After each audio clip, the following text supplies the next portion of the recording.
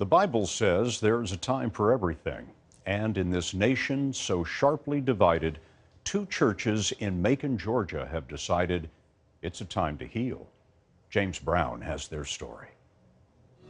Put your hands together. It's Sunday morning, and First Baptist Church is making a joyful noise. Just around the corner, First Baptist Church of Christ is starting its worship. Like many churches in America, the difference between the two is pretty much black and white. That's First Baptist Church. That's the one I pastor. Were you pastor, and yours, Pastor Dickerson? First Baptist Church of Christ, where I pastor. And you guys have been just around the corner from each other for how long? Since 1887. And how often have you guys interacted one with another? Maybe once or twice. Pastor Scott Dickerson and James Goolsby met 2 years ago and decided it was time for their congregations to get to know each other.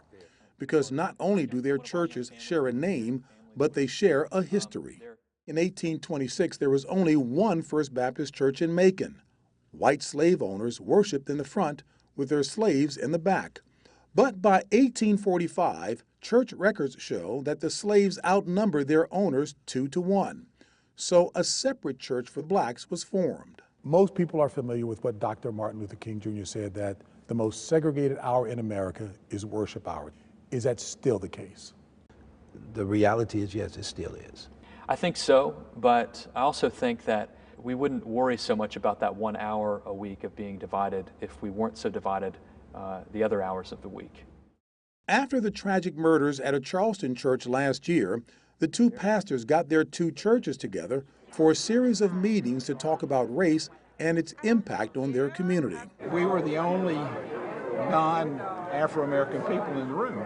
On this night, just before Thanksgiving, church members met to break bread and walls that have separated them for years. One door that said color and one door that said white. I think that was my first consciousness. For 3 hours, they shared funny stories and sad ones too.